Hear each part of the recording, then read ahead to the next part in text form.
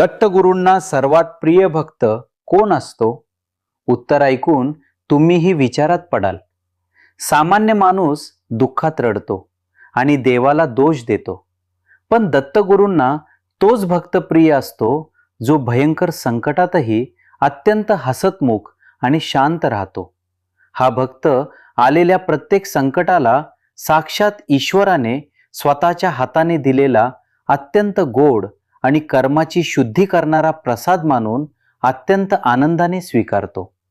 माझ्या भल्यासाठीच देवाने मला या दुःखात टाकले आहे, हा त्याचा अढळ विश्वास साक्षात परब्रह्मालाही त्याच्या अत्यंत निखळ प्रेमात पाडतो. तो दुःखात खचत नाही आणि सुखात हुरळून जात नाही.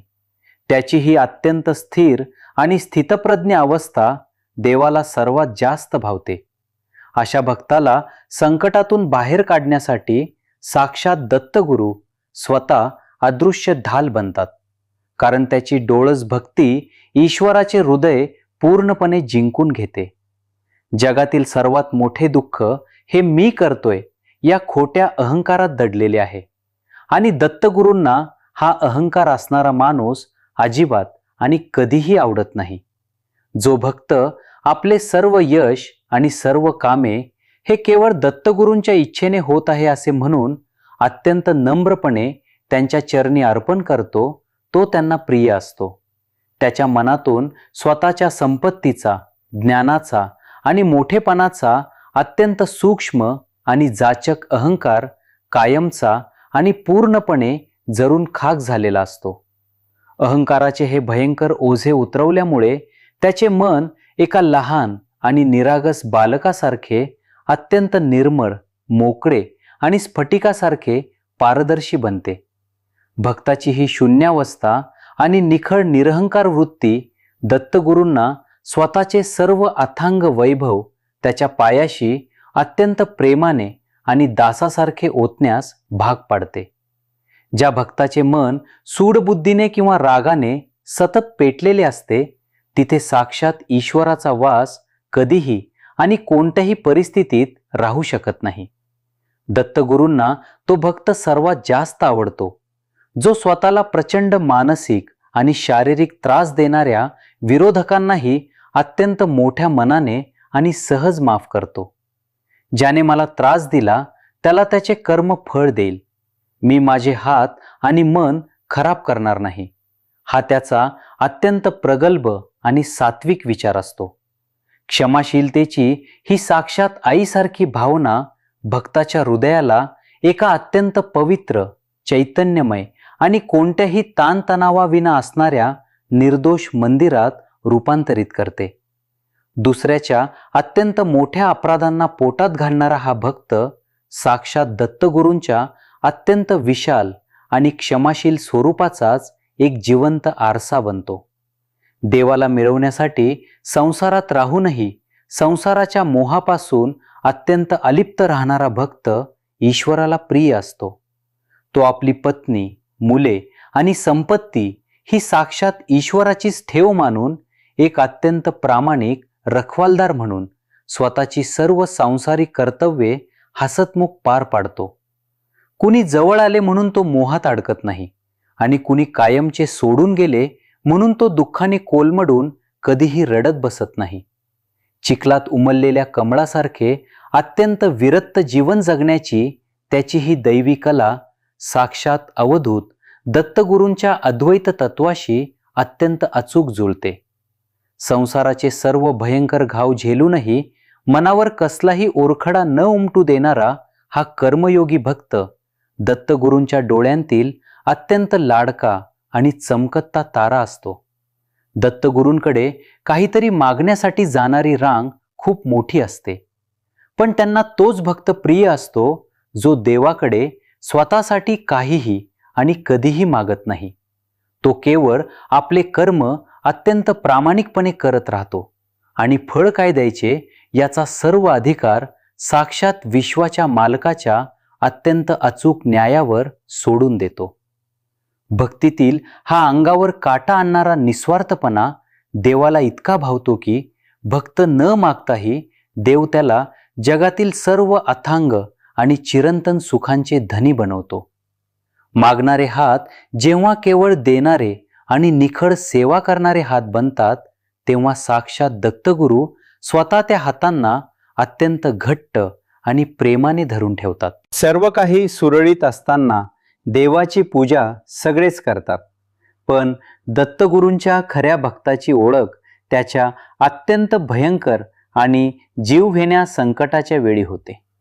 जेव्हा सर्व रस्ते बंद होतात आणि जगण्याची आशा संपते, तरीही जो भक्त माझे दत्तगुरू मला तारतील हा आढळ विश्वास रडत रडतही सोडत नाही, तो देवाला प्रिय आहे.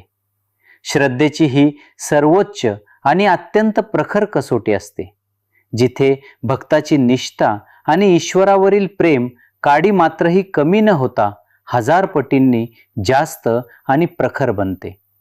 त्याच्या या आंधळ्या पण अत्यंत डोळस विश्वासाखातर साक्षात दत्तगुरू नियतीचे सर्व कठीण नियम वाकून त्याला मृत्यूच्या दाढेतून अत्यंत सुखरूप बाहेर काढतात. संकटातही ईश्वराचा पदर न सोडणारा हा हतबल पण अत्यंत निष्ठावान भक्त दत्तगुरूंच्या अथांग करुणेचा आणि साक्षात ईश्वरी चमत्काराचा खरा मानकरी ठरतो. देव मिळवण्यासाठी सतत तीर्थयात्रा करणारा किंवा केवळ बाह्य कर्मकांडात अडकलेला माणूस दत्तगुरूंना खऱ्या अर्थाने आणि मुळापासून कधीही समजू शकत नाही. त्यांना तो भक्त अत्यंत प्रिय असतो, जो आपले डोळे मिटून अत्यंत सखोल ध्यानावस्थेत साक्षात परब्रह्माला स्वतःच्याच हृदयाच्या अत्यंत शांत गाभाऱ्यात शोधतो. त्याला हे अंगावर काटा आणणारे सत्य समजलेले असते की संपूर्ण विश्व चालवणारी अथांग ऊर्जा बाहेर कुठेही नसून त्याच्याच श्वासात अत्यंत शांतपणे दडलेली आहे. स्वतःच्या अंतरात्म्याशी झालेला हा ईश्वरी संवाद त्याला बाह्य जगातील सर्व खोट्या कोलाहलापासून आणि अनावश्यक बडबडीपासून कायमचा सुरक्षितपणे मुक्त करतो. स्वतःचे शरीर हेच साक्षात दत्तगुरूंचे अत्यंत पवित्र आणि चालते बोलते मंदिर मानणारा हा भक्त देवाशी खऱ्या अर्थाने अद्वैत आणि कायमचा एकरूप झालेला असतो. जगातील सर्वात श्रेष्ठ दान हे अन्नदान आहे.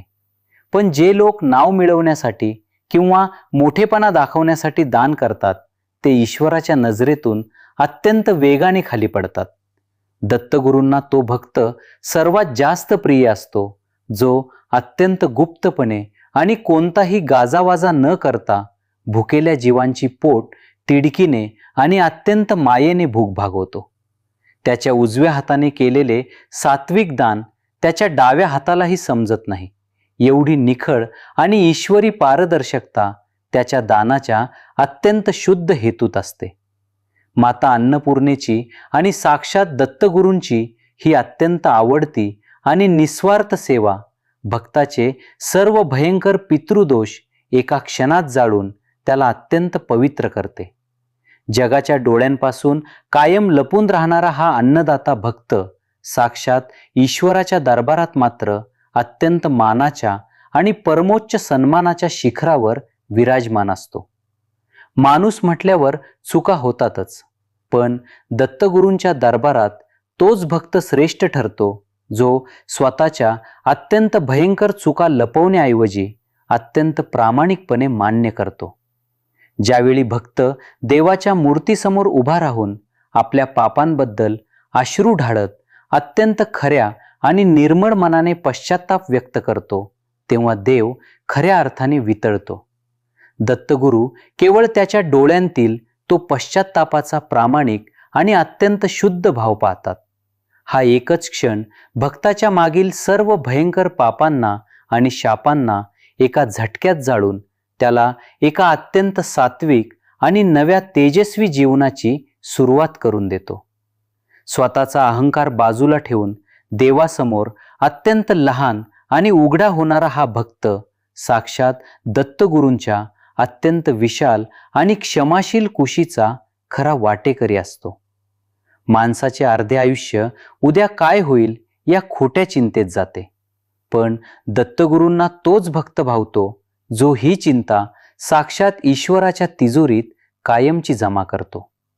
तूच करता, तूच करविता या भावनेने जो भक्त आपले भविष्य आणि आपले निर्णय दत्तगुरूंच्या पायावर अत्यंत विश्वासाने सोपून मोकळा होतो, तो त्यांना अत्यंत प्रिय असतो. ही पूर्ण आणि अत्यंत उच्च दर्जाची शरणागती त्याला भविष्याच्या अनामिक भीतीतून आणि मृत्यूच्या सावटातून अत्यंत सुरक्षितपणे खेचून काढून एका परमोच्च शांततेत नेते. जेव्हा भक्त स्वतःची बुद्धी चालवणे पूर्णपणे थांबवतो, नेमके तेव्हाच साक्षात ब्रह्मांड नायक त्याच्या आयुष्याचे अत्यंत अचूक आणि भव्य सार्थ स्वतःच्या हाती घेतात. श्री गुरुदेव दत्त.